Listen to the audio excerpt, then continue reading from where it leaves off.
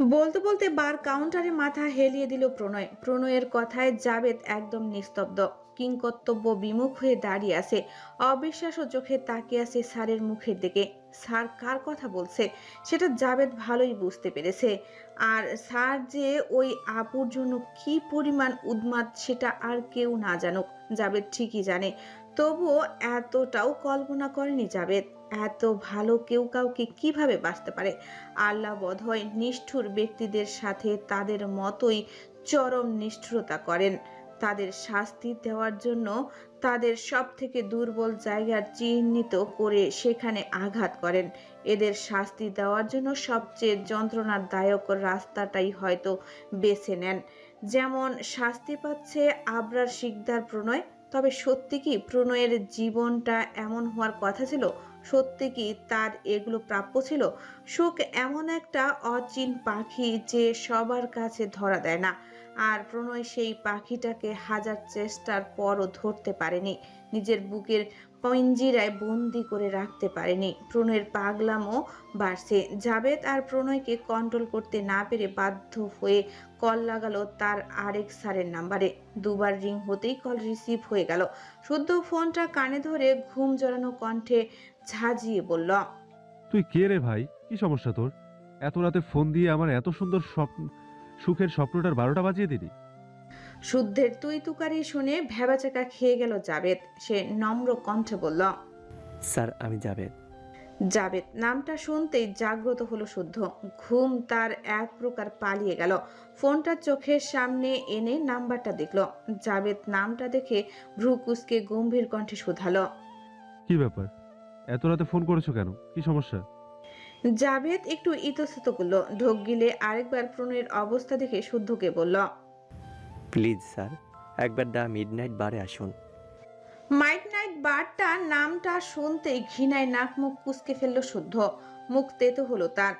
উচ্চ স্বরে ধমকে বলল, হোয়াট? মিডনাইট বার? তোমার মাথা ঠিক আছে জাভেদ? তুমি কি রাত বিরাতে আমার সাথে ফাজলামো করছো? আমি এত রাতে এই নোংরা জায়গায় যাব? তুমি ভালো মতোই জানো ওইসব পতিতালয় এলাকায় ডক্টর আবদ্ধ চৌধুরী শুদ্ধ পা রাখে না। জাভেদ একটু অনুরোধ করে বলল, প্লিজ আসুন স্যার, এই স্যারের অবস্থা ভালো না। প্রণয়ের নামটা কানে আসতে বিস্মিত হলো শুদ্ধ। ধরফরিয়ে উঠে বসলো শোয়া থেকে। চিৎকার দিয়ে বলল, হোয়াট? প্রণয় ওখানে কেন যাবে? জাভেদ ঢোক গিলে পুরো ব্যাপারটা এক্সপ্লেন করলো। সাথে সাথে শুদ্ধের চেহারার এক্সপ্রেশন পাল্টে গেল। সে দ্রুত বিছানা থেকে লাফিয়ে নামতে নামতে বলল, ওয়েট ওয়েট, আমি এখনই আসছি। আমি না আসা পর্যন্ত ওকে দেখে রাখো। বলে ফোন কেটে ওভাবেই গায়ের কোঁচকানো ট্রাউজার টি শার্ট নিয়ে বাসা থেকে ছুটে বেরিয়ে গেল শুদ্ধ। তখনও ড্রয়িং রুমে প্রিয়তা, পরিণীতা, প্রেরণা, অরণ্য, সমুদ্র আড্ডা দিচ্ছিল। তন্ময় আর তীরা পাশের সোফায় ঘুমিয়েছিল। শুদ্ধকে এভাবে এত রাতে হন্তদন্ত হয়ে বেরিয়ে যেতে দেখে অবাক হয়ে গেল ভাই বোনেরা। অরণ্য ভ্রু বাঁকিয়ে প্রেরণাকে বলল, কেসটা কি বলতো? প্রেরণা স্বাভাবিক কণ্ঠে বলল, নিশ্চয়ই কোনো পেশেন্ট এমার্জেন্সি এসে গেছে। ওরাও তাই ধরে নিয়ে আবারও গল্প আড্ডায় মনোনিবেশ করলো। হাই স্পিডে ড্রাইভ করে 2 ঘন্টার রাস্তা 40 মিনিটে পাড়ি দিল শুদ্ধ। গাড়ি থেকে নেমে হন্তদন্ত হয়ে বাড়ির ভেতরে প্রবেশ করলো। প্রণয়ের নেশা একদম তুঙ্গে। মুখ দিয়ে কোনো কথা বের হচ্ছে না। আর যা বেরোচ্ছে সব জড়িয়ে যাচ্ছে। তবুও সে একের পর এক ওয়াইনের গ্লাস গলায় ঢালছে। জড়সড় হয়ে পাশে দাঁড়িয়ে আছে জাবেদ। শুদ্ধ দিক বিদিক ভুলে দৌড়ে এলো প্রণয়ের কাছে। প্রিয় বন্ধুর এমন অবস্থার দৃষ্টিতে আটকাতেই মনটা ভীষণ ব্যথায় জর্জরিত হলো। শুদ্ধকে দেখে ছুটে এলো জাবেদ। করুণ মুখে কণ্ঠে অসহায়ত্ব ঢেলে বলল, প্লিজ স্যার, ওনাকে নিয়ে যান। শুদ্ধ শুধু একবার তাকালো জাভেদের দিকে। অতপর জাভেদকে ছেড়ে এগিয়ে গেল প্রণয়ের কাছে। প্রিয় বন্ধুর এমন দহন জ্বলন অনুভব করে শুদ্ধ কেউ কেমন অসহায়ত্ব এসে গ্রাস করেছে। সে এক পলক প্রণয়ের দিকে তাকিয়ে প্রণয়ের পাশে টুলে বসে পড়ল। প্রণয়ের কাঁধে হাত রেখে ডাকল, ভাই। প্রণয় রক্তিম চোখে তাকালো শুদ্ধের দিকে। শুদ্ধকে এখানে দেখে প্রণয়ের মেজাজ যেন হুট করে আগুন ধরে গেল। জড়িয়ে যাওয়া কণ্ঠে চিৎকার দিয়ে বলল, তুই এখানে কি করিস জানিস না? এটা পতিতালয় থেকে কম কিছু নয়। তোকে না আমি সাফ জানিয়ে দিয়েছিলাম তুই স্মোকিং ড্রিঙ্কিং করবি না। কোনো নারীর আশেপাশে থাকবি না। আমার রক্ত জবাকে পাওয়ার জন্য তোকে শুদ্ধতম পুরুষ হতে হবে। কোনো চরিত্রহীন কারো হাতে আমি আমার জান দেব না। প্রণয়ের কথায় শুদ্ধ কোনো প্রত্যুত্তর করলো না। তারও ভেতরটা জ্বলছে, অসহায়ত্বের শিকলে হাত পা শক্তপোক্তভাবে বাঁধা। শুধু প্রণয়ের হাতেই হুইস্কির গ্লাসটা নিয়ে নিজের গলায় ঢেলে দিল। শুদ্ধের এহেন কাণ্ডে আরেক দফা হতভম্ব হয়ে গেল জাভেদ। সে কি এক পাগলকে সামলাতে আরেক পাগলকে ডেকে বিপদে পড়ল? এখন তো একটু পরে এদের দুজনকেই তাকে সামলাতে হবে। আল্লাহ শত্রুকেও এমন বস না দিক। শুদ্ধ এক নিঃশ্বাসে বেশ কয়েকটা গ্লাস খালি করে থামল। প্রণয়ের দিকে ফিরে তাকিয়ে বলল, খুব যন্ত্রণা হচ্ছে তাই না ভাই? বুকের বাঁ পাশে টকা দিয়ে বলল। এখানে ব্যথা হচ্ছে? প্রণয় ভ্রু বাঁকিয়ে তাকালো শুদ্ধের দিকে, উপহাস মিশ্রিত কণ্ঠে বলল। মজা দেখতে এসছিস? প্রণয়ের দিকে তাকে মৃদু হাসলো শুদ্ধ। ওয়াইনের গ্লাসে চুমুক দিতে দিতে বলল। মজা দেখার হলে আরো কতভাবে দেখতে পারতাম। প্রণয় জবাব দিল না, আগের মতোই গ্লাসে মন দিল। শুদ্ধ কিছুক্ষণ দম নিয়ে বলল, এখন তোর যতটা যন্ত্রণা হচ্ছে বিশ্বাস কর, আমারও ঠিক ততটাই যন্ত্রণা হতো। এখন তুই যে যন্ত্রণায় জ্বলে পুড়ে মরছিস, সহ্য করতে পারছিস না, মৃত্যুর দিন গুনছিস, সেই একই যন্ত্রণার আগুনে জ্বলে পুড়ে কয়লা হয়ে গেছি আমি। একটা দুটো বছর নয়, 12 বছর। 12 বছর এই যন্ত্রণা আমায় কুড়ে কুড়ে খেয়েছে। তবুও মুখ বন্ধ করে দাঁতের দাঁত চেপে সবটা হজম করে নিয়েছিলাম। বাংলাদেশে পা রাখিনি, তুই তো তাও দেখতে পাস, স্পর্শ করতে পারিস, অনুভবও করতে পারিস, কিন্তু আমি ছোঁয়া তো দূর, এই 12 বছর নয়ন ভরে একটাবার দেখতে পর্যন্ত পারিনি। সে যন্ত্রণা বাড়তে বাড়তে আমাকে শেষ করে দিয়েছে। তবুও দূরে থেকেছি, যাইনি। আমার ভালোবাসার ভাগ বুঝে নিতে নিজেকে নিজের সর্বোচ্চটা দিয়ে দূরে সরিয়ে রেখেছিলাম। খুব যন্ত্রণা হতো, বিশ্বাস কর, ভীষণ যন্ত্রণা হতো। একটা রাতও ঘুমাতে পারতাম না, প্রতিটা রাতে একা ছটফট করতাম। তবুও তোদের কারোর সাথে কোনো সম্পর্ক রাখিনি। কারণ কি জানিস? প্রণয় নিষ্পলক চোখে তাকালো। শুদ্ধ সেই দৃষ্টি দেখে দীর্ঘশ্বাস ফেলে বলল, কারণ তুই আমার সুইটহার্টকে ভালোবাসতিস, ভীষণ আদরে যত্নে রেখেছিলি। তুই ছিলি তার কাছে সব থেকে নিরাপদ আশ্রয়। আমার সুইটহার্টও তোকে ভীষণ পছন্দ করত, তোর কাছে থাকতে চাইতো সব সময়, আমাকে চিনতই না। আমি ছিলাম একজন আউটসাইডার। তবে আমি কেন আমার একতরফা ভালোবাসা দাবি জানাবো? কেন আমার প্রিয় দুজন মানুষের জীবন নষ্ট করতে আসবো? আমার কাছে ভালোবাসাকে ছুঁয়ে দেওয়াটা জরুরি ছিল না। তোকে আমি দূর থেকেই ভালোবেসে যেতাম, আজীবন, নীরবে নিঃশব্দে। প্রণয় নীরব চোখে তখনও তাকিয়ে রইল। শুদ্ধ 1 সেকেন্ড দম নিয়ে আরো কয়েক গ্লাস গলায় ঢেলে বলল, তাহলে ভাবছিস কেন আবার ফিরে এলাম?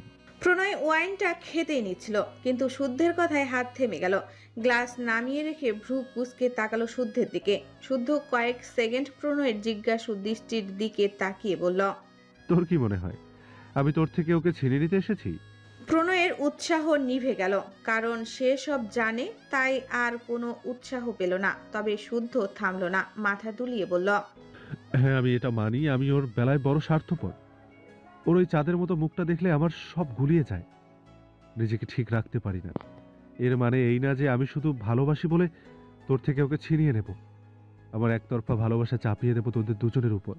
আর এটা তো তুইও কোনোদিনও মেনে নিতি না। তাই নিজের ভালোবাসায় নিয়ন্ত্রণ রাখতে পারি না, থাকতে পারি না ওকে ছাড়া। এইসব কারণে আমি তোর থেকে তোর ভালোবাসা নিচ্ছি না, আমি তোর থেকে ওকে সরিয়ে দিচ্ছি, কারণ তুই আর ওর জন্য নিরাপদ নেই। বর্তমান পরিস্থিতিতে দাঁড়িয়ে তুই ওর জন্য যতটা ভরসাযোগ্য, তার থেকেও 1000 গুণ বেশি বিপজ্জনক, প্রাণঘাতী। তোর সাথে যদি আমি ওকে থাকতে দিই, তাহলে আজ না হয় কাল প্রহেলিকা ওকে মেরেই ছাড়বে। ওর যে পরিমাণ হিংসে আমার সুইটহার্টের উপর, ওর নিজের লাইফের সমস্ত অপূর্ণতার জন্য আমার সুইটহার্টকে দায়ী করে। এর মাঝেও এতটাও বিপজ্জনক যে তোর সাথে দেখে ওকে কিডন্যাপ পর্যন্ত করিয়েছিল। টেরোরিস্ট দিয়ে অপহরণ করাতে চেয়েছিল, শুধুমাত্র তোকে পাওয়ার জন্য। যে কোনো সীমা অতিক্রম করাতে পারে, যে কোনো মুহূর্তে সমস্ত তথ্য ফাঁস করে দিতে পারে। তখন কি করবি তুই? She is mentally unstable. আর প্রিয়তার ভয়ঙ্কর মৃত্যুটা তুই নিজের চোখে দেখতে পারবি না, আটকাতেও পারবি না। আমিও দেখতে পারবো না, আমিও আটকাতে পারবো না। নিঃস্ব হয়ে যাব আমরা দুইজনই। তাই তোর থেকে ওকে দূর করে দেওয়া এই মুহূর্তে পৃথিবীর সব থেকে গুরুত্বপূর্ণ কাজ। এখন প্রিয়তা যদি তোর থেকে দূরে থাকে, অন্য কারোর সাথে বিয়ে হয়ে যায় বা বিয়ে ঠিক হয়ে থাকে, তাহলে প্রহেলিকা ওকে খুব একটা টার্গেট করবে না। হ্যাঁ, হয়তো তুই এতে প্রচুর কষ্ট পাবি, কিন্তু সেই কষ্ট কোথাও না কোথাও সয়ে যাবে ভাই। কিন্তু একবার চিরতরে ওকে হারিয়ে ফেললে পৃথিবীর উজাড় করে দিয়েও ওকে আর ফিরে পাবে না। ও মরে যাবে, আর এটা তুই কিছুতেই সহ্য করতে পারবি না। তাই তাই তুই ওকে বাঁচিয়ে রাখতে চাইলে, ভালো রাখতে চাইলে ওর থেকে দূরে থাক প্লিজ। কষ্ট হলেও সহ্য কর, তবুও দূরে থাক। একবার ওর বিয়ে হয়ে গেলে প্রহেলিকা আর এসব নিয়ে ভাববে না, চিন্তা মুক্ত হয়ে যাবে। তখন কোনোভাবে ওই এভিডেন্সগুলো নষ্ট করার চেষ্টা করব, কিন্তু ততদিন পর্যন্ত প্রহেলিকার প্রতিহিংসা থেকে আমার ভালোবাসাকে বাঁচিয়ে রাখতে হবে। তাই তোকে দূরে থাকতেই হবে, না হলে আজ না হোক কাল প্রহেলিকা ওকে মেরেই ফেলবে, আর তুই কিছুই করতে পারবি না। তাই তার থেকে এই ব্যথাটা অনেক বেশি সফট, সহ্য করে নে, মেনে নে। তুই নিজেই এখন তোর ভালোবাসার জন্য সব থেকে বেশি বিপজ্জনক। পাগলামো করিস না, শান্ত থাক। সব যদি আগের মতো থাকতো তাহলে আমি কখনো তোদের আলাদা হতে দিতাম না, কিন্তু পরিস্থিতি এখন আর সেরকম নেই। প্রণয় জানে শুদ্ধের বলা এক একটা কথা ধ্রুব সত্য, কিন্তু এই সত্য কথাগুলো সহ্য করতে পারছে না প্রণয়। ভিতরটা ছারখার হয়ে যাচ্ছে। সে তো জানে তার পুরা ভাগ্যে তার প্রিয়তমা নেই। সে যাই ভালোবাসে তাই পুড়ে যায়, না হলে ধ্বংস হয়ে যায়। আর এটা তো চরম সত্যি। তার জানের জীবনের ঘটা সকল বিপদে তার উপর আসা এক একটা আঘাতের একমাত্র কারণ সে নিজেই। শুদ্ধ তো ভুল কিছু বলেনি। সে যদি নিজের মনকে নিয়ন্ত্রণ করতে না পারে, তাহলে যে হাত দিয়ে ছোট্ট নিষ্পাপ ফুলটাকে সে বুকে আগলে রেখেছিল স্বচ্ছ ভালোবাসায়, সেই হাতেই সেই ফুলটাকে তার দাফন করতে হবে। এর এমন দৃশ্য প্রণয় কোনোদিনও সহ্য করতে পারবে না। কিন্তু এত কিছু কি আর মন বুঝে? সে তো ওই পাখিকে দেখলেই দিন দুনিয়া সব কথা ভুলে যায়। এলোমেলো হয়ে যায় তার সকল চিন্তা চেতনা। প্রণয় চিৎকার দিয়ে এক ঠেলায় সমস্ত ড্রিঙ্কস মাটিতে ফেলে দিল। বিকট শব্দে চূর্ণ হয়ে গেল মদের বোতলগুলো। কাঁচ ভাঙ্গার শব্দে ধরফরিয়ে উঠল জাভেদ, তবে শুদ্ধ নির্বিকার। ওরও নেশা চড়েছে ধীরে ধীরে। জাভেদ ভয়ার্ত চোখে তাকিয়ে আছে তার দু বসের দিকে। শুদ্ধ আহত চোখে প্রণয়ের পাগলামিগুলো দেখল, দীর্ঘ নিঃশ্বাস ফেলে বলল, তুই তো সব জানিস, জেনে শুনে ওরকম পাগলামি করছিস? একটু ঠান্ডা মাথায় ভাব। শুধু কি তাই, প্রহেলিকা হিংস্রতার কথা যদি আমি একপাশে সরিয়েও রাখি, তবুও কি তুই প্রিয়তার সাথে একটা সুন্দর স্বাভাবিক জীবন কাটাতে পারবি বল? দিতে পারবি প্রিয়তাকে একটা সিকিউর লাইফ? শুদ্ধের কথায় স্যাত করে জ্বলে উঠল প্রণয়ের বুক। সে তীব্র অসহায়ত্ব নিয়ে তাকালো শুদ্ধের দিকে। শুদ্ধ স্লান হেসে বলল, পারবি তুই ওকে একটা নিশ্চিত ভবিষ্যৎ দিতে, একটা সুন্দর সংসার দিতে? হ্যাঁ, তুই ওকে ভালোবাসিস প্রচণ্ড রকমের। যতদিন তোর নিঃশ্বাস চলবে বুকের ভেতর ভরে রাখবি, কিন্তু তোর এই নিঃশ্বাসের গ্যারান্টি কতটুকু? তুই আজ এখানে আছিস, কাল সকালে সূর্যোদয় দেখবি কিনা তারই তো কোনো নিশ্চয়তা নেই। তোর জীবন মরণ ঝুলে আছে এক চুলের ব্যবধানে। তুই কি ভুলে গেছিস বাংলাদেশ সহ ওয়ার্ল্ডের বড় বড় 40টা দেশের সরকার তোকে পাগলা কুকুরের মতো খুঁজছে? তোকে ধরার জন্য কোটি কোটি টাকার মিশন লঞ্চ করেছে। তার আগেও একবার তোকে ধরে শনাক্ত করতে পারলেই সাথে সাথে এনকাউন্টার করে দেবে। তখন কি করবি তুই? 41টা দেশে তোকে পেলেই এনকাউন্টার করে দেওয়ার অর্ডার কোর্ট থেকে পাস হয়ে গেছে। You are the most wanted criminal. আজ না হোক কাল কোনো না কোনো ক্রস ফায়ারেই তোর মৃত্যু হবে নিশ্চিত।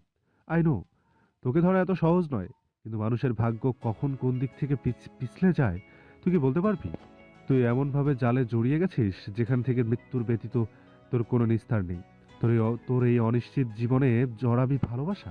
প্রণয় একদম স্থির হয়ে গেল। শুদ্ধ আজ সব থেকে নিষ্ঠুর সত্য তুলে ধরল তার চোখের সামনে। কিন্তু এসব তো সে ভালো মতোই জানে, তার নিঃশ্বাসের কোনো গ্যারান্টি নেই। আর তাই তো সব দিক বিবেচনা করেই সে নিজের প্রাণটা শুদ্ধের হাতে তুলে দিতে রাজি হয়েছে। কারণ ওই পাখিটা একটুকু যন্ত্রণা পেলে মরেও শান্তি পাবে না প্রণয়। সে তার জীবনের খুব সাধারণ একটা জীবন বাঁচতে চেয়েছিল, খুব সাধারণ একটা সংসার চেয়েছিল তার রক্তজবার সাথে, যেখানে সে তার রক্তজবা আর তাদের ভালোবাসার চিহ্ন। কিন্তু ভাগ্য আজ তাকে কথায় এনে দাঁড় করিয়েছে। তাই তো শত কষ্টও এখন তার একটাই উদ্দেশ্য, সে থাকতে থাকতে শুদ্ধের মতো একজন বিশ্বাসযোগ্য মানুষের হাতে নিজের যত্নে গড়া আদরের পাখিটা তুলে দিতে চায়। আর তার দৃঢ় বিশ্বাস শুদ্ধও তার মতো করেই তার প্রাণ পাখির যত্ন নেবে, ভালোবাসবে।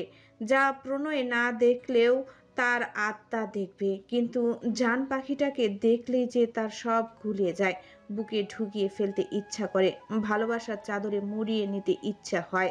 তখনই ওই পাখিটাকে অন্য কাউকে দিতে হবে ভাবলেও বুকটা যন্ত্রণায় মরে যায়। সে বড্ড স্বার্থপর হয়ে ওঠে তখন। মন চায় তার প্রাণ পাখি যেন সুখে থাকলে কেবল তার সাথেই থাকে, হাসলেও ও কেবল তার সাথেই হাসে। সে অন্য কাউকে ভালোবাসবে, অন্য কারো বউ হবে, এসব প্রণয় দুঃস্বপ্ন ভাবতে পারে না। নিঃশ্বাসটা তখন গলায় ফাঁসের দড়ি মনে হয়, নিজেকে নিয়ন্ত্রণে রাখতে পারে না। এত হিংসে হয় কেন যখন মনে পড়ে অন্য কেউ তার প্রাণ পাখির বুকে জড়িয়ে ধরবে, তখন নিজের হাতে নিজের জীবনটাকেই মেরে ফেলতে মন চায়। উফ, শিকদারদের অবৈধ ব্যবসা প্রণয়ের হাত ধরে আন্তর্জাতিক মাপে পড়েছে। ওই এক দানা পাপকে প্রণয় এক সমুদ্র পাপে পরিণত করেছে। সাদমান শিকদার তাকে পাপের রাস্তা ধরলেও প্রণয় সেই পাপের অতল গহ্বরে হারিয়ে গেছে। পৃথিবীর বড় বড় দেশে প্রতি মাসে শুধু তার আন্ডারে 100 যুবতী নারী ও শিশু পাচার হয়ে যায়। অবৈধ অস্ত্র আর মাদকের ব্যবসাও সারা বিশ্বে ছড়িয়ে আছে, আর তা ক্রমশই উচ্চ হারে বৃদ্ধি পাচ্ছে। অগ্রাণ ট্রাফিক রুটও বাড়ছে। বিশ্বের বিশাল অংশের টাকা জালিয়াতি হচ্ছে, আর সব কিছুর মাস্টার মাইন্ড এএসকে। পুরো 41টা দেশের সরকার শত চেষ্টা করেও এএসকে ধরতে পারছে না, আর না আটকাতে পারছে। বিশাল অংশের পাচার আজ পর্যন্ত শুধুমাত্র এএসকে ধরার জন্য বিভিন্ন দেশ তাদের যৌথ প্রচেষ্টা চালিয়েছে, ব্যয় করেছে কোটি কোটি টাকা, কিন্তু সে সবই ব্যর্থ হয়েছে। কারণ প্রণয় শিকদার তাদের চিন্তা ভাবনার অনেক ঊর্ধ্বে চলে। সে অতিমাত্রায় সাধারণ একটা জীবন যাপন করে একান্ন ভর্তি বিশাল পরিবারের সাথে। আর যাই হোক, এত বড় মাপের কোনো ক্রিমিনাল এভাবে ওপেনলি ঘুরে বেড়ায় না, আর এটাই হচ্ছে সরকারের সবথেকে বড় ভুল ধারণা। আর জাবেদ তো বললই, অমন চেহারার কারোই মনে হবে না সে কোনো অপরাধ করতে পারে। আর কালো ব্যবসার পাশাপাশি প্রণয়ের সাদা ব্যবসাও আছে, আর তারও চরচর করে শীর্ষে উঠেছে। তাই পেছনের অন্ধকার দিকটা কারো দৃষ্টিতে পড়ে না। এমনকি প্রণয় শিকদার নিজে না চাইলে তাকে খুঁজে বের করা কোনো সরকারের বাপের কর্ম নয়। সাদমান শিকদারও জানে না প্রণয়ের বর্তমান পরিস্থিতি সম্পর্কে। তিনিও শুধু জানেন ওনার ছেলে ওনার গুটি কয়েক অসৎ বিজনেস সামলাচ্ছে, কিন্তু সেটা যে আকাশ ছুঁয়েছে অনেক আগেই সে সম্পর্কে ওনার বিন্দুমাত্র ধারণা নেই। শুদ্ধ প্রণয়ের মনের পরিস্থিতি বুঝল, দীর্ঘ নিঃশ্বাস ফেলে বলল, দূরে থাক ভাই, প্লিজ দূরে থাক। আমি জানি ও তোকে অনেক ভালোবাসে। তুই দূরে থাকলে আমি চেষ্টা করব যাতে ওকে সব ভুলিয়ে রাখতে। প্রণয় নিষ্প্রাণ চোখে তাকিয়ে আছে শুদ্ধের দিকে। শুদ্ধের এত কথায় পরিপ্রেক্ষিতে শুধু বলল, মজা দেখতে এসছিস? মনে আছে ওর জন্মের পর তোকে করে নিতে দেয়নি। সবসময় সবার থেকে ধরে নিজের বুকে ভরে রেখেছিলাম। আশা ছিল সাদা কাফনে না জড়ানো পর্যন্ত এই বুক থেকে কাউকে ছিনিয়ে নিতে দেব না। কিন্তু আমার কপালের লিখন দেখ, আল্লাহর মনে হয়তো অন্য কিছুই ছিল। তাই তো আজ আমি একেবারে নিঃস্ব, একেবারে সর্বশান্ত। হেরে গেছি আমি, ব্যর্থ হয়েছি সব কিছুতে। কিন্তু দেখ, সব হারিয়ে তুই হঠাৎ করে সব ফিরে পেলি। আমার সব আমি এক নিমিষে হারিয়ে ফেললাম। কিন্তু এগুলোতে আমার আফসোস হবে না যদি আমার রক্ত জবাকে তুই সর্বোচ্চ ভালো রাখতে পারিস। তুই জানিস ও একদম বাচ্চা, এখনো বাচ্চা। আর 10 বছর পরেও আমি চাই সে বাচ্চাই থাকুক, কারণ আমি ওকে ওভাবেই রেখেছিলাম, বাস্তবতা থেকে দূরে, একদম হৃৎপিণ্ডের ভিতরে। সে দুনিয়ার ভয়ঙ্কর রূপ সম্পর্কে জানে না, একদম অবুঝ, অভিমানী। ওকে ওভাবেই রাখবি সবসময়, জানবিও আমার কাছে আমার ভালোবাসা রাখে, আমার সন্তান। কারণ ওকে নিজের সন্তান থেকে বেশি ভালোবেসেছে। তুই জানিস, প্রথমবার ওকে দেখে একটা অদ্ভুত মায়া অনুভব করেছিলাম মনে। ভালোবাসা তো অনেক বড় হয়েছে, তাই কখনো দুঃখ দিবি না। শুদ্ধ স্লান হেসে বলল, ভালো তুই একাই বেসেছিস। আমিও চাই তুইও নিরাপদে থাক, আমাদের সাথে এভাবেই বেঁচে থাক সারা জীবন। শুদ্ধের কথায় হেসে ফেলল প্রণয়। হেসে বলল, হ্যাঁ, জীবন একটা আস্ত অভিশাপ। তুই যে কোনোদিন আমার ভালো দেখতে পারিস না, সেটা আবারও প্রমাণিত হলো। তুই বদ্ধ দিচ্ছিস নাকি? এত বছর প্রতিশোধ নিতে চাচ্ছিস? কোনটা? প্রণয়ের কথায় ভ্রু কুঁচকে ফেলল শুদ্ধ। প্রণয় ওর কৌতূহল দেখে কৌতুক করে বলল, তুই কি আমাকে বাঁচিয়ে রেখে নিজের সুখের সংসার দেখাতে চাস, নাকি আমার পাপের বোঝা আরও বাড়াতে চাস? আমি পৃথিবীতে একদিন বেশি বাঁচা মানে আরও কত মায়ের বুক খালি হওয়া, কত নারীর জীবন নষ্ট হওয়া। আমার একটা দায়িত্ব আছে শুদ্ধ। সেটা থেকে যেদিন মুক্তি পাবো সেদিন আমি নিজে আত্মসমর্পণ করব। ক্রস ফায়ারিংয়ের প্রয়োজন পড়বে না। প্রণয়ের কথায় আবারও শুদ্ধ অসহায় চোখে তাকালো প্রিয় বন্ধুর দিকে। সত্যি তার জীবনটা একটা মস্ত অভিশাপ। ঘরে অভিনয়, বাহিরে অভিনয়, জীবনে এক ফোঁটা মানসিক শান্তি নেই। আর তাও যতটুকু ছিল সেটাও তো শুদ্ধই কেড়ে নিবে। বিনিময়ে তাকে আরো মৃত্যু তুল্য দিন উপহার দেবে। সব দিকে শুধু কাটাযুক্ত বিষণ্ণতা। 2 বছর আগে সে কত নাটক করে কাঠখড় পুড়িয়ে প্রহেলিকাকে বোকা বানিয়েছিল, মিথ্যা বিয়ের নাটক সাজিয়েছিল যাতে প্রিয় বন্ধুকে সত্যি ওই নাগিন বিয়ে করতে না হয়। কিন্তু সব ভেবে পূর্ণতায় বুক চিরে দীর্ঘশ্বাস বের হলো শুদ্ধের। সে আবারও প্রণয়ের দিকে চাইল। প্রণয় একের পর এক বোতল খালি করেই যাচ্ছে। যতই খারাপ হোক, সে কখনো চায় না তার বন্ধুর এতটুকুও ক্ষতি হোক। বুকের এক পাশে প্রিয়তা থাকলেও ও অন্য পাশে তার ছোটবেলার বন্ধু। কিন্তু নিয়তি আজ তাদের কথা থেকে কথায় এনে দাঁড় করিয়ে দিয়েছে।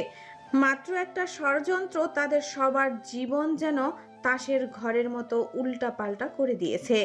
প্রণয় ও শুদ্ধ মদের নেশায় পুরোপুরি আউট। তাদের অবস্থা বর্তমানে আর দেখার অবস্থায় নেই। তাদের সেন্স নেই বললেই চলে। দুজনেই বার কাউন্টারে মাথা এলিয়ে বিড়বিড় করে কিছু বলছে। তাদের পাশের টুলে গালে হাত দিয়ে বসে আছে জাভেদ। বেচারা বার টেন্ডার বলতের মতো ঠায় দাঁড়িয়ে সবার মুখের দিকে তাকাচ্ছে। জাভেদের চেহারার করুণ দশা দেখে দূরে দাঁড়িয়ে থাকা গার্ডের বেশ মায়া লাগলো।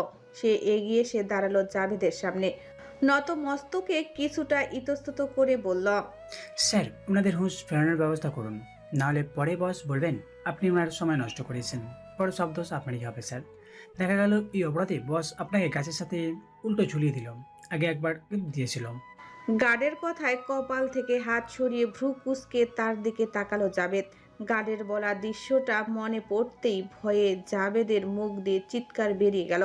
সে বুকে থুতু দিয়ে গার্ডকে ধমকে বলল, তোর চাকরি খেয়ে দেবো জানিস, তুই আমাকে ভয় দেখাস।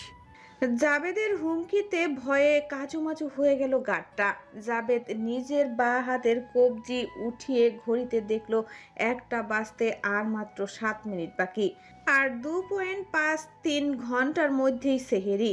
তার আগে যেভাবেই হোক স্যারকে ঠিক করতেই হবে। কারণ তার গাফিলাতির কারণে যদি প্রণয়ের কালকের রোজা মিস হয়ে যায় তাহলে আর দেখতে হবে না।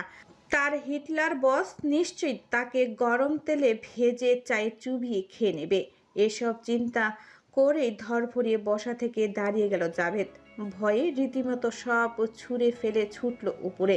10 মিনিটের মধ্যে গ্লুকোজ, ওরাস, লবণ, চিনি, লেবু পানি ভর্তি বড় বড় 4টা গ্লাস ভর্তি ট্রে নিয়ে ছুটে এলো জাভেদ। ট্রেগুলো কাউন্টারের উপর রেখে দুজন গার্ডকে ডেকে বলল, স্যারকে ধরো। গার্ড দুটো একে অপরের মুখ চাওয়াচাওয়ি করে খাম্বার মতো দাঁড়িয়ে রইল। ইনস্ট্রাকশন ফলো করছে না দেখে বিরক্ত হলো জাভেদ। ধমকে বলল, কি হলো? স্যারকে ধরো। গার্ড দুটোর মধ্যে একটা মাথা নিচু করে বলল, সরি স্যার, কিন্তু বস যদি পরে বকাঝকা করেন। ভয় তো জাভেদেরও হচ্ছে, কিন্তু এই মুহূর্তে এগুলো না করলে পরে তার কপালে শনি, রাহু, কেতু একসাথে নাচানাচি শুরু করবে। তাই নিজের ভয়টা চেপে গেল জাভেদ। সাহসী কণ্ঠে গার্ডকে অর্ডার দিয়ে বলল, আমি বলছি স্যারকে ধরো। স্যার কিছু বললে আমি দেখব। গার্ড দুটো আর তর্কে জড়ালো না, কারণ জাভেদের ইনস্ট্রাকশন ফলো করা তাদের ডিউটি। গার্ড দুজন প্রণয়ের 2 বাহু ধরে সোজা করে বসালো। প্রণয়ের হুঁশ আছে, তবে একটু একটু। জাভেদ ভয়ে ভয়ে ওরাস ভর্তি জলের গ্লাসটা নিয়ে এগিয়ে গেল প্রণয়ের কাছে। কাপা হাতে গ্লাসের সবটুকু জল প্রণয়কে খাইয়ে দিল। পরপর লেবু, চিনি মিশ্রিত পানির গ্লাসটাও খাইয়ে দিল। গ্লুকোজ, ওরাস, লেবু, চিনি পানি এগুলো পেটে পড়তেই প্রণয়ের পেটের নাড়িভুড়ি মুহূর্তেই পাক দিয়ে উঠল। সেকেন্ড অতিবাহিত হওয়ার পূর্বেই হড়বড় করে বমি করে দিল প্রণয়। হালকা কেঁপে উঠল জাভেদ সহ গার্ড দুটো। জাভেদ আরেকটু সাহস করে আরো 2 গ্লাস খাওয়ালো। পরপর আরো 2 বার বমি করে একেবারে নেতিয়ে পড়ল প্রণয়। জাভেদ কিছুটা চিন্তামুক্ত হয়ে বলল, যাক, বেঁচে গেছি। জাভেদ 2 মিনিট বিশ্রাম নিয়ে একইভাবে শুদ্ধকেও খাওয়ালো, তবে শুদ্ধের বমি হলো না, কারণ অ্যালকোহলে তার খুব একটা প্রবলেম হয় না। এভাবে প্রায় মিনিট 20 দু বন্ধুর সাথে এক প্রকার যুদ্ধ করে হাঁপিয়ে গেল জাভেদ। আরও 4জন গার্ড ঢেকে বলল। স্যার আর ওনার বন্ধুকে ধরে ধরে গাড়িতে এনে বসাও। গার্ডরাও তাই করলো। প্রণয় ও শুদ্ধকে শুদ্ধের গাড়িতে নিয়ে বসিয়ে দিল। তাদের সাথে 2জন গার্ডও বসলো। জাভেদ ড্রাইভিং সিটে বসে গাড়ি স্টার্ট দিয়ে বেরিয়ে গেল। শিকদার বাড়ি, রাত 3টা 10। শিকদার বাড়ির সদস্যদের প্রায় সকলেই জেগে উঠেছে। অনুশ্রী বেগম, তনুশ্রী বেগম, অনন্যা বেগম, অর্থী বেগম খাবার দাবার গরম করছেন। প্রিয়তা, পরিণীতা, প্রেরণা, শ্রেতা, তীরা, চিত্রা আর পূর্ণতা টেবিল সেট করছে।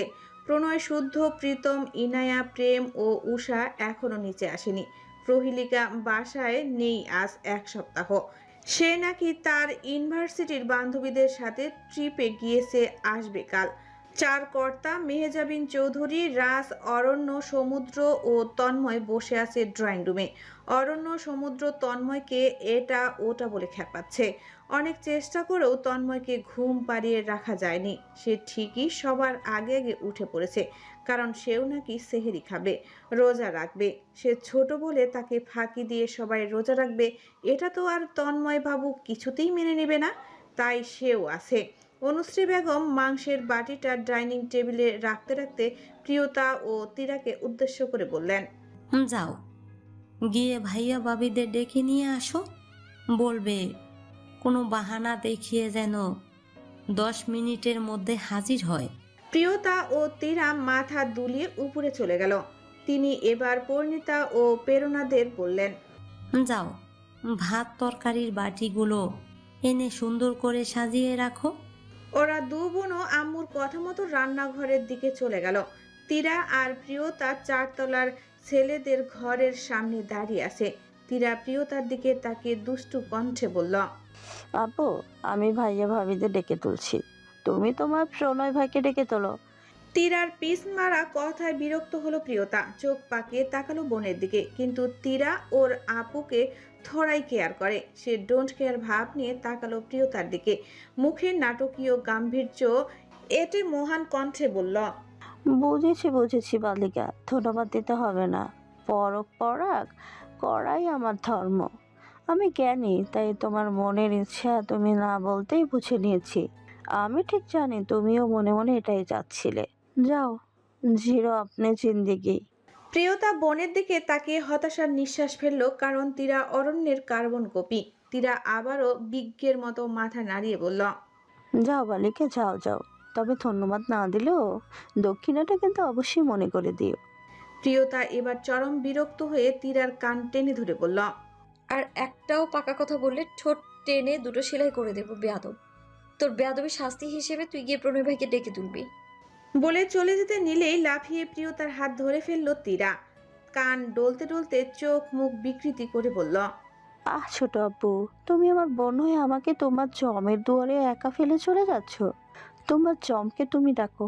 ভাই, আমার বুকের এত পাঠা নাই। বলে আর কিছু শুনল না তীরা। প্রিয়তাকে ফেলে উল্টো ঘুরে প্রীতমের ঘরের দিকে দৌড় দিল। প্রিয়তা ওর যাওয়ার দিকে তাকে দীর্ঘশ্বাস ফেলে পা বাড়ালো প্রণয়ের ঘরের দিকে। কিছুক্ষণ সময় নিয়ে প্রণয়ের দরজার বাইরে দাঁড়িয়ে ইতস্তত করতে লাগলো। মনে মনে ভয়ও পাচ্ছে মেয়েটা। তখন একটা সামান্য কারণে যেভাবে ধমকালো, এই মাঝরাতে গিয়ে ডাকাডাকি করলে না আবার তুলে আছাড় টাছাড় মেরে দেয়। কয়েক মিলি সেকেন্ড ভাবলো প্রিয়তা, তারপর ঠিক করলো যা হবার হবে। এখানে দাঁড়িয়ে সময় নষ্ট করে বড় আম্মু তাকে বাংলা ওয়াশ করে দিবে, যাকে বলে জলে কুমির ডাঙায় বাঘ। তাই প্রিয়তা বাধ্য হয়ে বাঘের খাঁচায় যাওয়ার সিদ্ধান্ত নিল। 2 কদম এগিয়ে গিয়ে জড়তা মিশ্রিত কণ্ঠে আস্তে করে ডাকলো। প্রণয় ভাই। কিন্তু ভেতর থেকে আওয়াজ এলো না। মূলত প্রিয়তার কণ্ঠই ভেতর অবধি পৌঁছালো না। চারদিকে পিনপতন নীরবতা। প্রিয়তা আবারও 2-3 বার ডাকলো, কিন্তু ফলাফল একই। ভেতর থেকে কোনো সাড়া পাওয়া গেল না। প্রিয়তা এবার ভয়ে ভয়ে হাতটা দরজায় ছোঁয়াতেই ভেজানো দরজাটা হাট করে খুলে গেল। হালকা কেঁপে উঠল প্রিয়তা। সে আশা করেনি দরজা খোলা থাকবে, কারণ প্রণয় কখনোই দরজা খুলে ঘুমায় না। তবু এসব নিয়ে বেশি ভাবল না প্রিয়তা। সে কিন্তু প্রণয়ের ধমকানোটার কথাও এখনো ভুলে যায়নি। ফলে অভিমানে গলা দুটো উঁচু হলো। সে মনে মনে ঠিক করলো জাস্ট উঠিয়ে দিয়েই চলে যাবে। এইটুকুই কথা বলবো, বা ডাকলেও শুনবে না। যেমন ভাবনা তেমন কাজ। প্রিয়তার মনে স্থির করে পা বাড়ালো প্রণয়ের ঘরে। ভেতরটা মৃত্যুপুরীর মতো ঘুটঘুটে অন্ধকার, অথচ সারা বাড়ি আলোয় ঝলমল করছে। এই ঘরের সমস্ত লাইট নিভানো, এমনকি ড্রিম লাইটটা পর্যন্ত জ্বালানো নেই। প্রিয়তার এই গা সমসমে অন্ধকারে ভয় লাগছে। তবুও এই ঘরে প্রণয় ভাই আছে ভেবে বুকে একটু বল পেল। ভয়ে ভয়ে পা বাড়ালো সামনের দিকে। সে মূলত কিছুই দেখতে পারছে না। অন্ধকারে এদিকে ওদিকে তাকাতেও ভয় লাগছে। তবুও প্রিয়তা আন্দাজে হেঁটে হেঁটে প্রণয়ের বেডের পাশে গিয়ে পৌঁছালো। মনে মনে আফসোস করে বলল, ফোনটা আনলেই ভালো করতাম। প্রিয়তা ছোট ছোট পা ফেলে বিছানার মাথার দিকে এগিয়ে দাঁড়ালো। একটু ঝুঁকে আগের মতোই মোলায়েম কণ্ঠে ডেকে বলল, ও প্রণয় ভাই, উঠে পড়ুন না, বড় মা আপনাকে নিচে যেতে বলেছেন। আপনি দেরি করলে পরে আবার আমায় বকা শুনতে হবে। কিন্তু এবারও কোনো সারা শব্দ পেল না প্রিয়তা। প্রিয়তা একটু আশ্চর্য হলো, কারণ প্রণয় ভাইয়ের ঘুম কখনোই এত গভীর হয় না। মনে মনে ভাবলো, প্রণয় ভাই কি এই ঘরে আদৌ আছে, নাকি সে সম্পূর্ণ একা। অন্ধকার ঘরে নিজেকে একা ভাবতেই প্রিয়তার কণ্ঠ শুকিয়ে এলো। সে ফট করে প্রণয়ের বিছানায় বসে পড়ল। ভয় মেশানো কাপা হাতটা সামনের অন্ধকারের কিছুটা এগোতেই আচমকা হাতটা উষ্ণ নরম কিছুর সাথে স্পর্শ লেগে গেল। সেটা কি বুঝতে পারল না প্রিয়তা। তবে জিনিসটার সাথে ছোঁয়া লাগতেই প্রিয়তার দেহে বিদ্যুৎ খেলে গেল। অকারণেই গলা শুকিয়ে কাঠ হলো, বুকে জমে উঠল অদ্ভুত এক দম বন্ধকর অনুভূতি। এমন অনুভূতির কারণ বুঝলো না প্রিয়তা। কি সুয়ে এমন কারেন্ট লাগলো বোঝার জন্য আশপাশ হাতটাতেই খোঁচা খোঁচা কিছু একটার ঘর্ষণে হাতের তালু হালকা জ্বালা করে উঠল প্রিয়তার। আরও কিছুক্ষণ পর্যবেক্ষণ করে নিশ্চিত হলো এটা প্রণয় ভাই। আর সে তখন প্রণয় ভাইয়ের ঠোঁট স্পর্শ করে ওভাবে কেঁপে উঠেছিল। প্রিয়তা স্বস্তির নিঃশ্বাস ফেলে মনে মনে বলল, বাহ বাহ, কি কারেন্ট পোলার! পোলা তো নয়, যেন একখান আগুনের গোলা। প্রিয়তা নিজের ভাবনার উপর তাজ্জব বনে গেল। সি কি সব ভাবছে সে! এই লোক মাত্র কয়েক ঘন্টা আগেই তাকে ইচ্ছে মতো ঝেড়েছে, আর এখন সে এসব ভাবছে। স্যাহ প্রিয়তা, স্যাহ। প্রিয়তা নিজেকে সামলে নিল, আর হিবিজিবি চিন্তা করে সময় নষ্ট করলো না। প্রণয়ের আরেকটু কাছাকাছি গিয়ে বসলো। কানের কাছে মুখ নিয়ে কোমল কণ্ঠে ডাকলো, প্রণয় ভাই, উঠে পড়ুন। প্রিয়তা অন্ধকারে অনুভব করলো তার ডাকে প্রণয় বোধহয় একটু নড়ে উঠল। প্রণয়ের শরীর থেকে অ্যালকোহলের সাথে ম্যান পারফিউমের ঘ্রাণ মিক্স হয়ে এক্সট্রা একটা স্মেল ক্রিয়েট করছে, যার গন্ধে প্রিয়তার মস্তিষ্ক আউলে যাচ্ছে। ঘ্রাণটা ভীষণ অন্যরকম ও নেশা ধরিয়ে দেওয়ার মতো। কিন্তু এত ডাকাডাকির পরও প্রণয়ে নড়ছে না দেখে এবার একটু রেগে গেল প্রিয়তা। পেটের কাছের শার্টটা মুঠো করে ধরে ঝাঁকিয়ে ডাকতে লাগলো। গভীর ঘুমের মধ্যে ডিস্টার্ব ফিল করলো প্রণয়। অবচেতন অবস্থাতেও সে খুব কাছ থেকে সেই প্রিয় পরিচিত নারী দেহের গন্ধটা পাচ্ছে, যা তার অবচেতন মনকেও অবশ করে দিচ্ছে। অনুভব করতে পারছে কোমল কিছু স্পর্শ। মনে হচ্ছে তার পাখিটা খুব কাছেই আছে। প্রিয়তা আরেকবার পেট ধরে ঝাঁকাতে নিলেই তার হাতের কবজি খপ করে চেপে ধরল প্রণয়। আচমকা অনাকাঙ্ক্ষিত পরশে মৃদু চমকালো প্রিয়তা। প্রণয় তাকে একটানে নিজের বালিশে শুয়ে দিল। প্রিয়তা কিছু বুঝে ওঠার আগেই তার ছোট্ট কোমল দেহখানা ভারী পুরুষালী দেহের নিচে চাপা পড়ল। প্রণয় ঘুমের মধ্যে ডুবিয়ে দিল প্রিয়তার সুভাষিত কোমল গলায়। তার অতি প্রিয় গন্ধটা নিঃশ্বাসের শুষে নিতে লাগলো প্রিয় নারীর দেহের থেকে। প্রণয়ের অতর্কিত আক্রমণে প্রিয়তার নিঃশ্বাসটুকু গলায় এসে আটকে গেল। ঠোঁট শুকালো, পানির অভাব বোধ করলো মেয়েটা। প্রণয় ঘন ঘন তপ্ত নিঃশ্বাস ফেলছে প্রিয়তার গলায়। তার ঘোর লাগানো প্রতিটা নিঃশ্বাসের উষ্ণতা প্রিয়তার শরীর ছুঁয়ে অস্তিত্বে মিশে যেতে লাগলো প্রতিবার। তার খোঁচা খোঁচা দাড়ির স্পর্শে হালকা হালকা ব্যথা পাচ্ছে মেয়েটা, কিছু বলতে চাচ্ছে হয়তো, কিন্তু গলা দিয়ে টুস শব্দ বেরোচ্ছে না। এমনকি সে যে 38 কেজির নিচে চাপা পড়ে আছে সেটাও ফিল হচ্ছে না এই মুহূর্তে। প্রিয়তা অনুভূতির জড়তা সামলানোর আগেই শোনা গেল তপ্ত পুরুষালী কণ্ঠস্বর। প্রণয় তার গলায় মুখ ডুবিয়ে ঘুম জড়ানো কণ্ঠে এলোমেলো কিছু শব্দ আওড়ালো। জান, তুই কি আমাকে চালানোর একটা সুযোগও ছাড়বি না পাখি? সারা দিন রাত 24 ঘন্টাতে মন মস্তিষ্ক দখল করে বসে থাকিস, একটু শান্তি দিস না। একটু ঘুমাতে পারে না তোর জন্য। এখন একটু ঘুমাচ্ছি, সেটা বুঝে তোর সহ্য হচ্ছে না। স্বপ্ন পাগল বানাতে চলে এসছিস। নিজের ইচ্ছে যখন ধরা দিয়েছিস তখন আর পালাতে পারবি না। প্রণয়ের বলা কথার 70% ছিল ঘোলাটে অস্পষ্ট, যার বেশিরভাগটাই বুঝতে পারল না প্রিয়তা। তবুও সেটুকু টুকরো টুকরো অস্পষ্ট কথা জোড়া তাড়ি দিয়ে নিজের মতো করে বুঝে নিল। ওই যে বাঙালি বলে কথা, বললে তারা আমেরিকা ধরে নেয়, তাই প্রিয়তাও জিভ দিয়ে ঠোঁট ভিজিয়ে কম্পিত কণ্ঠে জবাব দিল। কি করবেন? প্রণয়ের কণ্ঠ থেকে এবার কোনো শব্দ নির্গত হলো না। সে প্রিয়তার উদর দু হাতে চেপে ধরে তার কোমল দেহখানা আরো ঘনিষ্ঠভাবে নিজের সাথে মিশিয়ে নিল। প্রিয়তার সুগন্ধিতে গলায় নাক ঘষতে ঘষতে ঘুম জড়ানো মাদকীয় কণ্ঠে বলল, আদর করবো তোকে, অনেক আদর।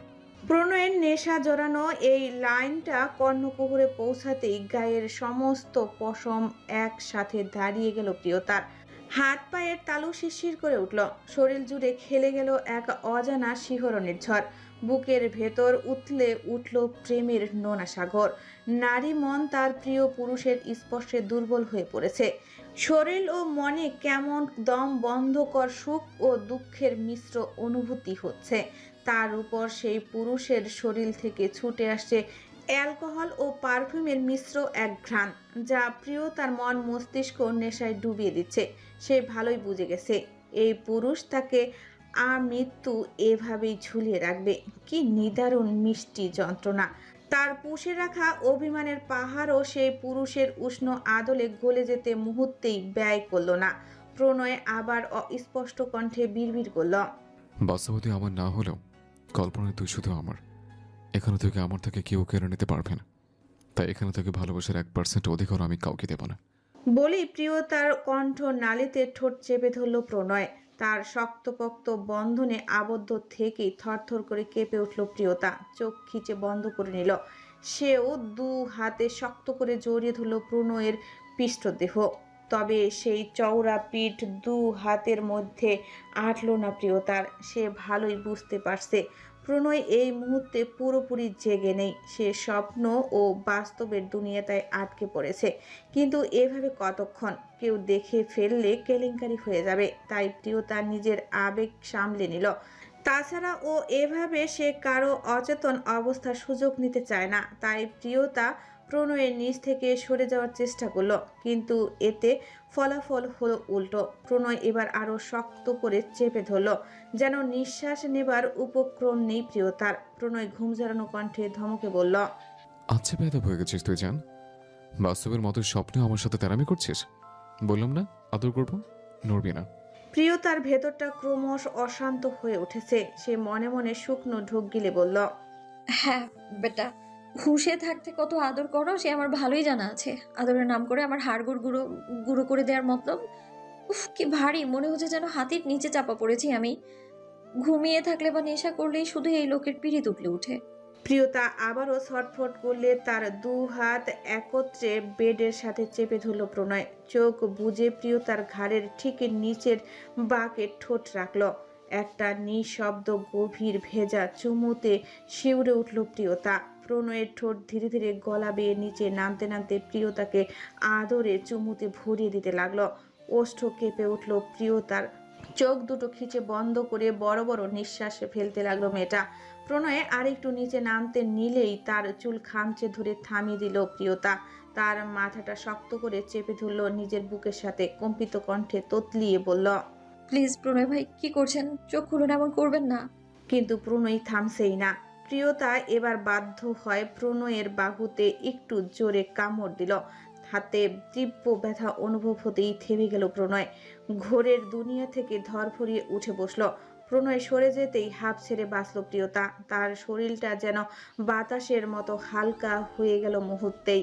বুক ভরে নিঃশ্বাস নিতে লাগলো মেয়েটা, যা এতক্ষণ নিতে পারছিল না। প্রিয়তার মতে প্রণয়ের উচিত খাওয়া দাওয়া কম করে ওজন কমানো, কিন্তু চিন্তার বিষয় হচ্ছে খেতে তো দেখে না, আর খেলেও তো ঘাস পাতাই খায়, জিম ওয়ার্ক আউট করে সব সময়। তারপরও এত ওজন কিভাবে? হাউ? জেগে উঠতেই প্রণয়ের মাথা ফাঁকা ফাঁকা লাগছে। কি সাংঘাতিক স্বপ্ন! প্রণয় মাথা চেপে ধরে বিড়বিড় করে বলল, উফ, এমন চললে আমি খুব শীঘ্রই পাগল হয়ে যাব। আমি কাল থেকে আবার রেগুলার মেডিসিন নিতে হবে। প্রণয় স্বপ্ন ভেবে সবকিছু মাথা থেকে ঝেড়ে ফেলল, কিন্তু পরক্ষণে কি যেন মনে হতেই প্রণয়ের হৃৎপিণ্ড ছলাৎ করে উঠল। নিজের শার্টের কলারটা টেনে নাকের কাছে ধরতেই চোখ জোড়া বিস্ময়ে বড় বড় হয়ে গেল, কারণ তার নিজের শরীর থেকেই অতিমাত্রায় সেই চেনা পরিচিত মেয়েলি গন্ধটা আসছে। অজানা আশঙ্কায় ঢোক গেল প্রণয়। তাড়াহুড়া করে পাশে থাকা টেবিল ল্যাম্পটা অন করতেই চোখের সামনে সেই প্রিয় মায়াবী মুখটা ভেসে উঠল। সেই নারী, তার গভীর নীলাপ চোখের ভারী পল্লব চাপটে আতঙ্কিত নয়নে তাকিয়ে আছে তার দিকে। প্রণয়ের বোধগম্য হলো সে এতক্ষণ স্বপ্নের আদর করেনি, যা করার তা বাস্তবেই করেছে। বড় একটা দীর্ঘশ্বাস বুক চিরে বেরিয়ে এলো প্রণয়ের। সে ভয় পায় না। ভাগ্য তার সাথে এমন শত্রুতা কেন করে সবসময়?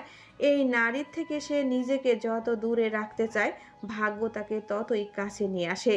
এই স্পর্শগুলোই যে তার অন্যতম বড় দুর্বলতা। এগুলো সে কিছুতেই ভুলতে পারে না। এই নারীর ছোট্ট বড় সকল স্পর্শই তার অন্তরের গভীরে দাগ কাটে। এক এক সময় এমন এই স্পর্শ পাওয়ার জন্য উন্মাদ হয়ে ওঠে, গলা কাটা মুরগির মতো ছটফট করতে থাকে, নিঃশ্বাস নিতে পারে না। এই নারী তার মরণের অভ্যাস। সে যতই এই অভ্যাসকে বুকে চেপে রাখতে চায়, ততই এই নারীর স্পর্শ তা জ্বলে ওঠে পুনরায়। মানে ভাগ্যই প্রণয় শিকদারের জাতশত্রু। প্রণয় নিজেকে সামলে চোখ মুখ স্বাভাবিক করলো। প্রিয়তার দিকে তাকে ভ্রু নাচিয়ে বলল, এত রাতে আমার ঘরে কি করিস? ভয় করে না রাত বেরোতে এই ঘরে আসতে? প্রিয়তা মাথা নিচু করে নিল। রিনঝিনি কোমল কণ্ঠে বলল, আম, আসলে বড়াম্মু আপনাকে ডাকতে পাঠিয়েছিল সেহরি খাওয়ার জন্য, তাই এসেছিলাম। প্রণয় কিছু না বলে শুধু তৃষ্ণার্ত দৃষ্টিতে তাকিয়ে থাকে। এই তৃষ্ণা, এই পিপাসার যেন কোনো অন্ত নেই। পিপাসা নিবারণেরও কোনো রাস্তা নেই। সে বিলক্ষণ জানে শেষকালে এই অতিরিক্ত তৃষ্ণার সাগর বুকে পুষে চাতকের মতোই তার মৃত্যু হবে। চাতক যেমন তার শেষ পানিটুকুও পায় না, প্রণয়ও তেমন তার অনন্ত তৃষ্ণা কোনোদিনও নিবারণ করতে পারবে না। প্রণয়ে ভারী নিঃশ্বাস ফেলে নিজেকে সামলে নিল। বিছানা থেকে উঠে রুমের সব লাইট অন করে দিল। পাশের ড্রয়ার থেকে প্রিয়তার প্রিয় চকলেটটা ওর হাতের মুঠোয় ধরিয়ে দিয়ে বলল, পুরোটা তোকে দিয়ে নেই, অর্ধেকটা আমার জন্য রেখে যাবি। বলে ওয়াশরুমে ঢুকে পড়ল প্রণয়। প্রিয়তা হতাশ হলো, মনে মনে বলল, এই পোলার মন বোঝা নয় রে নয় সোজা। প্রিয়তাও তাই করলো। মনের সুখে চকলেটটা কুটকুট করে অর্ধেকটা খেয়ে বাকি অর্ধেকটা প্রণয়ের টি টেবিলের উপরে রেখে চলে গেল। শিকদার বাড়ির সেহেরি পাঠ মাত্র চুকল। সাদমান শিকদার সেহেরি শেষ করে লাইব্রেরি রুমে এসে বসেছেন। সেহেরির সময় শেষ হতে আর মাত্র 10 মিনিট বাকি, তাই এই সময়ের মধ্যেই তিনি কড়া করে 1 কাপ চা খেয়ে নিচ্ছেন, কারণ সাদমান শিকদারের চায়ের প্রচণ্ড রকম নেশা। চা পান করতে না পারলে ওনার আবার গা হাত পা ম্যাচ ম্যাচ করে, কোনো কিছুতেই আগ্রহ পান না। কাল থেকে যেহেতু আর দিনের বেলা খেতে পারবেন না, তাই এখনই শেষ 1 কাপ খেয়ে নিচ্ছেন। সাদমান শিকদার বেশ আরাম করে চায়ের কাপে চুমুক দিতে দিতে গভীর মনোযোগে জুলিয়ান বার্সেনের লেখা the sense of an ending বইয়ের পাতায় নজর বোলাচ্ছেন। ঠক ঠক। হঠাৎ দরজায় মৃদু কড়াঘাতের শব্দে ওনার গভীর মনোযোগ এক লহমায় ছিটকে পড়ল বইয়ের পাতা থেকে। এতে মনে মনে বেশ বিরক্ত হলেন সাদমান শিকদার। তবে সেই বিরক্তটুকু চোখে মুখে ফুটিয়ে না তুলে রাশভারী কণ্ঠে বললেন, আসো। পরিণীতা ধীর পদচারণে কক্ষে প্রবেশ করল। তার মায়াবী চোখ দুটি অশ্রুতে পরিপূর্ণ, যেন পলক ঝাপটালেই গাল বেয়ে গড়িয়ে পড়বে। সাদমান শিকদার বইয়ের পাতা থেকে চোখ সরিয়ে মাথা তুলে উপরে তাকালেন। মেয়েকে এই সময় এই ঘরে দেখে ভ্রু কুঁচকালেন। তবে বিশেষ কোনো প্রতিক্রিয়া দেখালেন না। পুনরায় চায়ের কাপে মনোযোগ দিয়ে ভারী কণ্ঠে বললেন, বসো। সাদমান শিকদারের ভারী কণ্ঠের সেই একটি শব্দই পরিণীতার আটকে রাখা কান্নার বাঁধ ভেঙে পড়ল। চোখের কোণ বেয়ে জলরেখা গাল ছুঁয়ে নেমে এলো নিঃশব্দে। পরিণীতা বসলো না, বরং আচমকা ঝড়ের বেগে ছুটে গিয়ে বাবার পা জড়িয়ে ধরে হাউমাউ করে কেঁদে উঠল। অপ্রত্যাশিত এ কাণ্ডের জন্য মোটেও প্রস্তুত ছিল না সাদমান শিকদার, বিধায় কিছুটা হকচকিয়ে গেলেন। তবে পর মুহূর্তেই মূল ঘটনার কিছুটা আন্দাজ করতে পেরে নিজেকে সামলে নিলেন। চেহারার গাম্ভীর্য বজায় রেখে পরিণীতার মাথায় হাত রাখলেন স্নেহের সহিত। কণ্ঠে এক ফোঁটা কোমলতা টেনে বললেন, কাঁদছো কেন ছোট আম্মা? পরিণীতা কাঁদতে কাঁদতে হেসকি উঠে গেছে। কান্নার তোপে তার গলা দিয়ে শব্দ আসছে না। সে সাদমান শিকদারের পা আরো শক্ত করে জড়িয়ে ধরে হেসকি তুলে বলল, আব্বু, আমি কখনো আপনার কথার একটুও অবাধ্য হইনি, কোনো কথার অমান্য করিনি, আর ভবিষ্যতে করবও না। আমি আপনার সব কথা শুনে চলবো আব্বু। তবুও আমার সাথে এমন অবিচার করবেন না, আমি শেষ হয়ে যাব। আমি আমি যে ওনাকে অনেক ভালোবেসে ফেলেছি, এখন আর সেখান থেকে পিছিয়ে ফিরে তাকানো আমার পক্ষে আর সম্ভব না। আব্বু, দয়া করে আমাকে একটু বুঝুন, আমি ওনার সাথেই ভালো থাকবো, আমাকে প্লিজ ওনার সাথে থাকতে দিন। সাদমান শিকদার স্থির নির্বিকার। ওনার মধ্যে অভিব্যক্তির কোনো ভাবান্তর হলো না। তিনি নীরব ভঙ্গিতে মেয়ের সব কথা শুনলেন। তিনি আজকের পরিণীতার মাঝে 17 বছর আগের প্রণমীকে দেখতে পাচ্ছেন। সেই এক চোখ, এক মুখ, একই আবেদন। প্রণমীও ঠিকই এভাবেই ওনার পা আঁকড়ে ধরে আকুতি মিনতি করেছিল। আর আজ ঠিক 17 বছর পর আবারও পুরনো ঘটনার পুনরাবৃত্তি হলো। তবে সময় পাল্টে গেলেও পাল্টায়নি সাদমান শিকদার। তিনি আগেও সেই পুরনো সাদমান শিকদার ছিলেন, আর আজও সেই পুরনো সাদমান শিকদারই আছেন। তিনি পরিণীতার থেকে পা ছাড়িয়ে নিয়ে গম্ভীর রাশভারী কণ্ঠে বললেন, তুমি এখন কি চাও? পরিণীতা অশ্রুসিক্ত কাপা নয়নে মাথা তুলে তাকালেন বাবার দিকে। সাদমান শিকদার মুখ শীতল, তবে দৃষ্টি কঠিন। যা দেখে মনে মনে ভয়ে কেঁপে উঠল পরিণীতা। তিনি সাধারণত ওনার মেয়েদের সামনে এমন গম্ভীর থাকেন না, তবে আজ যে ভয় পেলে চলবে না। পরিণীতার সে চোখ মুছে ভয় মিশ্রিত কাপা কণ্ঠে বলল, আমি মাস্টারমশাইকে ভালোবাসি। পরিণীতার একটি মাত্র বাক্যে তিরক্ষিক রাগে জ্বলে উঠল সাদমান শিকদারের শান্ত চিত্ত। তবুও সেই রাগ প্রকাশ করলেন না। চশমার কোণ ঠেলে পরিণীতার দিকে তীক্ষ্ণ দৃষ্টি নিক্ষেপ করলেন। উপহাস মিশ্রিত কণ্ঠে বললেন, ভালোবাসো? পরিণীতা একটু অপ্রস্তুত হয়ে পড়ল। মাথা নিচু করে উপর নিচ মাথা দুলালো। মেয়ের অভিপ্রায় দেখে মৃদু হাসলেন সাদমান শিকদার। মেয়ের মাথা থেকে পা পর্যন্ত একবার দেখে তাচ্ছিল্যের সুরে বললেন, এই প্রজন্মে আমার বংশে হীরক রত্নের জন্ম হয়েছে, যারা বাবার সঞ্চিত অর্জিত মান সম্মান ধুলোয় মেশানো ছাড়া অন্য কিছু পারে না। সাদমান শিকদারের এমন বাক্যবাণে আহত হলো পরিণীতা। মাথা নিচু করে নীরবে অশ্রু বিসর্জন দিতে লাগলো। সাদমান শিকদার আবারও কণ্ঠে তাচ্ছিল্য টেনে বললেন, আমার বংশের মর্যাদার কথা না হয় আপাতত ছেড়ে দিলাম, তা আমার মেয়ে হয়ে তুমি যাকে বিয়ে করতে চাচ্ছ তার যোগ্যতা কতটুকু সেটা তো আমাকে দেখতে হবে। তাই তুমি বলো, তুমি যে ড্রেসটা পরে আছিস এটার প্রাইস কত? পরিণীতা ঝট করে মাথা উঠিয়ে তাকালো আব্বুর দিকে। সাদমান শিকদার মেয়ের বিস্মিত দৃষ্টি নিরীক্ষণ করে বললেন, বলো, যেটা পরে আছো সেটার দাম কত? পরিণীতা পুনরায় মাথা নিচু করে নিল। নম্র কণ্ঠে প্রত্যুত্তর করল, জি আব্বু, 15,000 টাকা। মেয়ের উত্তরে সাদমান শিকদারের অধরের কোণে বিদ্রুপের হাসি ফুটে উঠল। তিনি তাচ্ছিল্য মিশ্রিত কণ্ঠে অবহেলা মিশিয়ে বললেন, ওই ছেলের মাসিক বেতন কত জানো? দুপাশে মাথা নাড়ল পরিণীতা, যার অর্থ সে জানে না। সাদমান শিকদার হালকা হাসলেন, বললেন, 30,000 সম্ভবত, তবে এর কমও হতে পারে। যেখানে তোমার একটা সামান্য কাপড়ের মূল্য 15,000, সেখানে সাদমান শিকদারের মেয়ে হয়ে তুমি মাত্র 30,000 টাকা দিয়ে গোটা মাস চলবে কিভাবে? এই 2 গুণ বেশি বেতন আমরা প্রতি মাসে আমাদের বাড়ির কাজের লোকগুলোকে দিই সেখানে। বলে আবারও হতাশা প্রকাশ করলেন সাদমান শিকদার। তুমি জানো প্রতি সপ্তাহে এই বাড়িতে কত টাকার বাজার আসে? আচ্ছা, এগুলো বাদ দিলাম, তুমি কখনো শুধু ডাল ভাত খেয়ে থেকেছো? আবারও দুপাশে মাথা নাড়ালো পরিণীতা। পুনরায় মৃদু হাসলেন সাদমান শিকদার। পরিণীতার চোখের সামনে দৃঢ় বাস্তবতা ও তার জীবনধারা তুলে ধরে বললেন, তুমি আমার প্রাসাদের রাজকন্যা পরি, সাদমান শিকদারের রাজকন্যা। তুমি কোনোদিন এই একটা সামান্য বেতনের ছেলের সংসারে মানিয়ে নিতে পারবে না। ওখানে একবেলা মন মতো খেতে পর্যন্ত পারবে না, একটা ভালো কাপড় পরতে পারবে না। তাহলে বলো, আমি একজন বাবা হিসেবে আমি আমার মেয়েকে, আমার রাজকন্যাকে কিভাবে ওই রকম একটা ছেলের হাতে তুলে দেব যে আমার মেয়েকে ঠিকমতো খেতে পড়তে পর্যন্ত দিতে পারবে না, একটা চাপ নিম্ন মধ্যবিত্ত জীবন কাটাতে বাধ্য করবে। আর তুমি এসবে অভ্যস্ত নও পরি। অভাবের যে কি জ্বালা সেটা তুমি কোনোদিনও দেখোনি, তাই সম্পর্ক করতে হয় সমানে সমানে। অভাব যখন সামনে এসে দাঁড়ায়, ভালোবাসা তখন জানালা দিয়ে পালায়।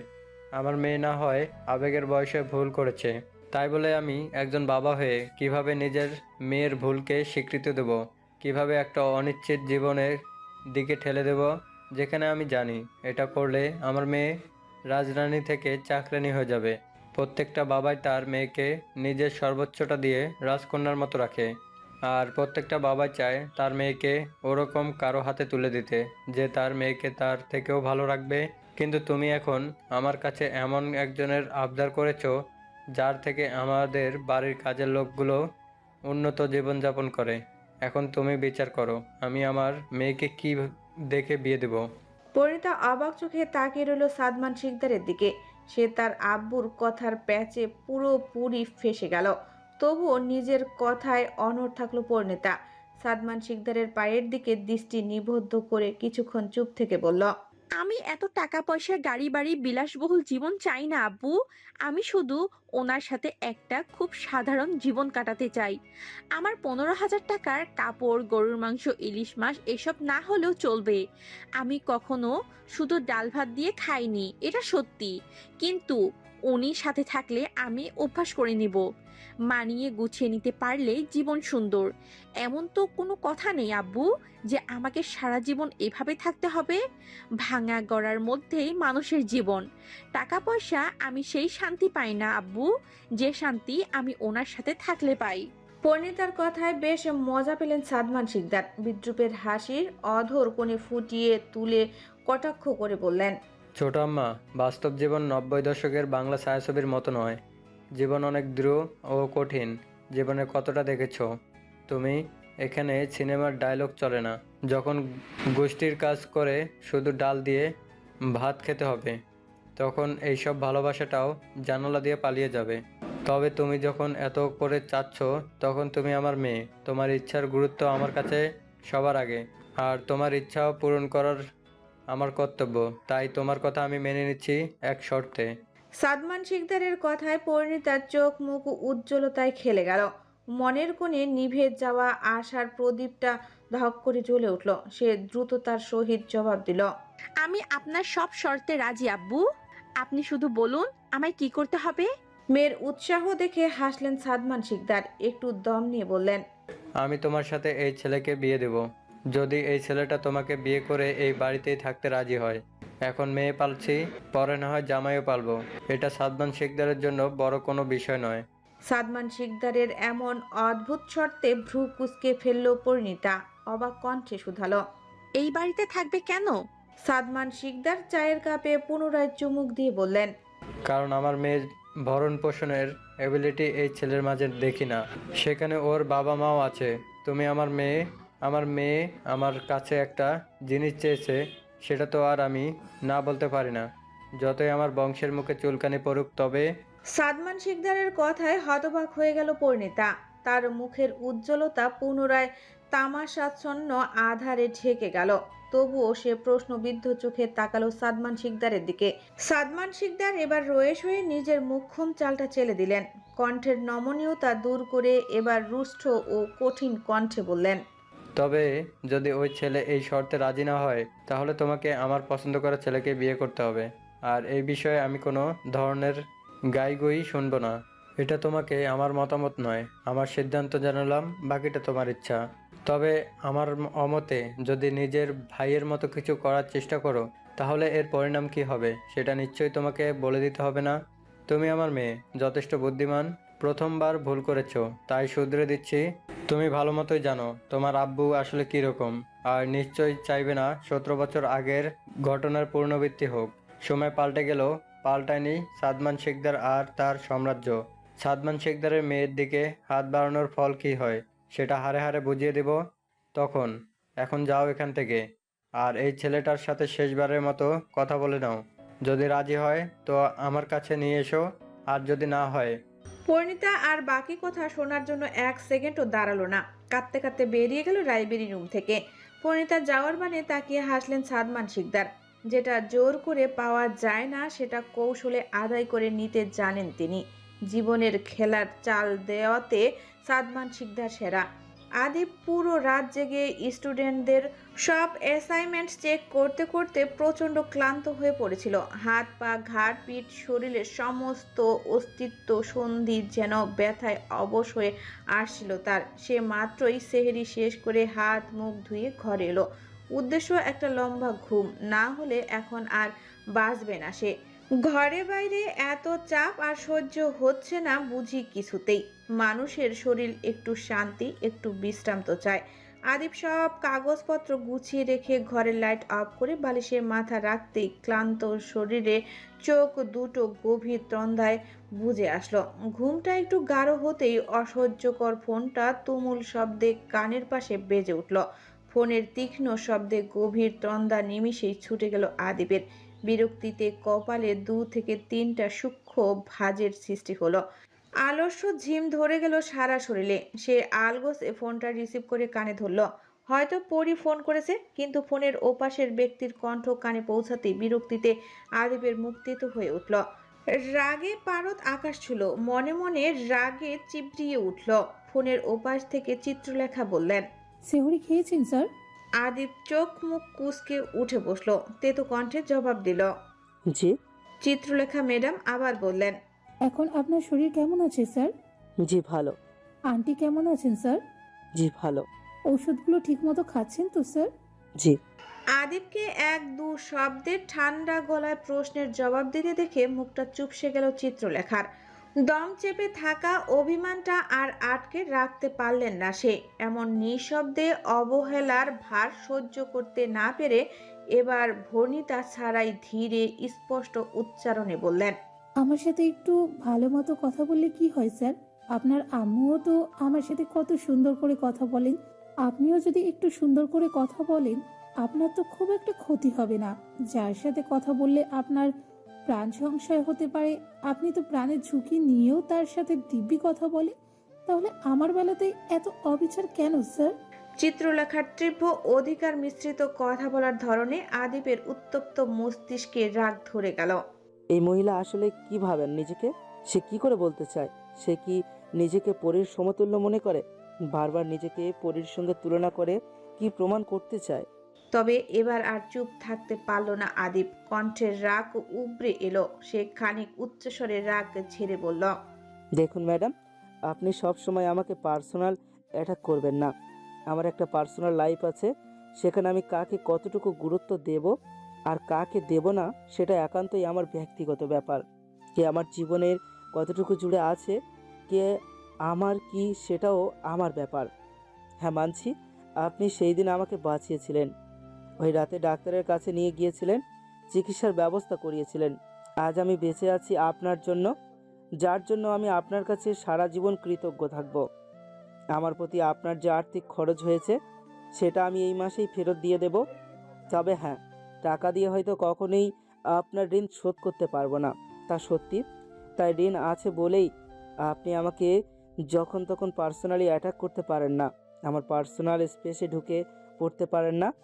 আমার একটা নিজস্ব ব্যক্তিগত জীবন আছে, সেখানে এভাবে কথায় কথায় আপনি আমাকে খোঁটাও দিতে পারেন না, সে অধিকার আপনার নেই। আর পরীকে নিয়ে তো একদমই নয়। পরী আমার জীবনে কী বা কতটা, তার কৈফিয়ত আমি কাউকে দেব না, দিতে বাধ্য নই। আশা রাখবো এরপর থেকে আপনি একটু বুঝে শুনে কথা বলবেন ম্যাডাম। ভালো থাকবেন, শুভরাত্রি। এক শ্বাসে মনের সব ক্ষোভ ঝেড়ে দিল আদিপ। কট করে ফোন কেটে দিয়ে কপাল চেপে ধরে বসলো। মাথায় তার দাউ দাউ করে আগুন জ্বলছে।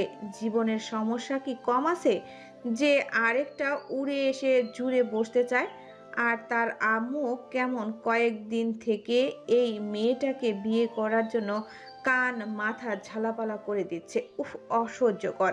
এবার ফাইনালি কিছু একটা করতেই হবে। এত মানসিক চাপ আর সে নিতে পারছে না। আদিব পুনরায় ফোনটা পাশে রেখে শুতে নিতেই আবার উচ্চ শব্দে ফোনটা বেজে উঠল। এবার আর ধৈর্য ধারণ করতে পারল না আদিব। ফোন রিসিভ করে তুলনামূলক চিৎকার দিয়ে বলল, প্লিজ ম্যাডাম, ডিস্টার্ব করবেন না। I need to sleep please.